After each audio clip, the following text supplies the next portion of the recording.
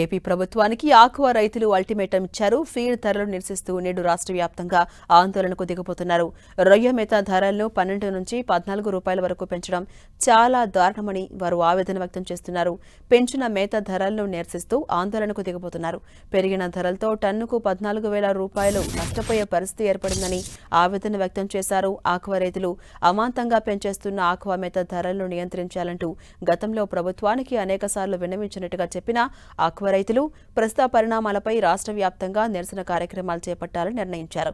Feed ధరలు తగ్గించకపోతే చలో అమరావతి సైతం చేపట్టేందుకు సిద్ధమవుతున్నామని పిలుపునిచ్చారు.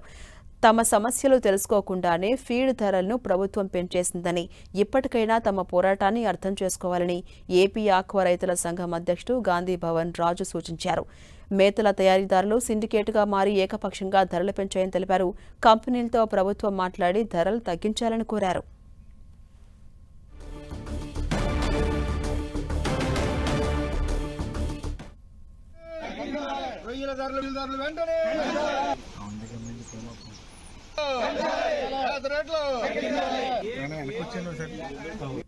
ఈ ఆంధ్రప్రదేశ్ రాష్ట్ర ఆక్వా రైతు సంఘం ఒక మెమోరాండం తయారు చేసి ప్రభుత్వానికి ఆ మెమోరాండం అందరికీ అందజేస్తుంది.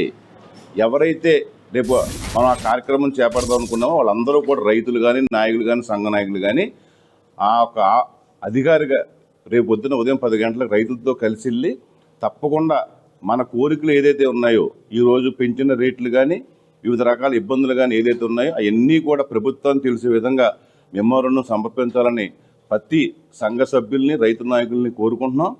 ఇది రాష్ట్ర వ్యాప్తంగా అన్ని జిల్లాల్లోని, అన్ని మండల స్థాయిలోని ఇది కార్యక్రమం జరగాలి.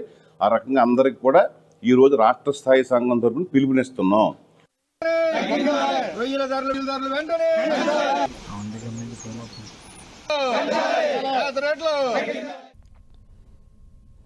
ఇక ఆక్వా రంగ రైతుల ప్రయోజనాల కోసం ఏపీ ప్రభుత్వం కీలక నిర్ణయం తీసుకుంది. రొయ్యల ఫీడ్ ధరల నియంత్రణ, పారదర్శకత కోసం శాశ్వత రాష్ట్ర స్థాయి పర్యవేక్షణ కమిటీని ఏర్పాటు చేసింది ప్రభుత్వం. ఈ నిర్ణయంపై ఏపీ పశుసంవర్ధక మత్స్యశాఖ మంత్రి అచ్చెన్నాయుడు ఓ ప్రకటన విడుదల చేశారు. ఆక్వా రైతుల సంక్షేమం, ఉత్పత్తి వ్యయాల తగ్గింపే తమ ప్రభుత్వ ప్రధాన లక్ష్యమని తెలిపారు. ఈ కమిటీ ఫీడ్ ముడి పదార్థాల ధరలు, తయారీ ఖర్చులు, రవాణా వ్యయాలు వంటి అంశాలను శాస్త్రీయంగా అంచనా వేయనుంది. ఫిష్ మీల్, సోయాబీన్ వంటి ప్రధాన ముడి పదార్థాల ధరలపై నిరంతరం నిఘా ఉంచడం, జాతీయ, అంతర్జాతీయ మార్కెట్ పరిస్థితులను అధ్యయనం చేయడం ఈ కమిటీ ప్రధాన బాధ్యతలుగా తెలిపారు. ఈ కమిటీలో ఎంపెడా, సిఐబిఏ, ఫిషరీస్ యూనివర్సిటీస్ ప్రతినిధులు, అలాగే ఆక్వా రైతులు, ఫీడ్ తయారీదారులు, డీలర్ల ప్రతినిధులు సభ్యులుగా ఉంటారని వివరించారు. కాకినాడ ఎస్ఐఎఫ్టీ ప్రిన్సిపల్ కమిటీ కన్వీనర్గా వ్యవహరించబోతున్నారని తెలిపారు.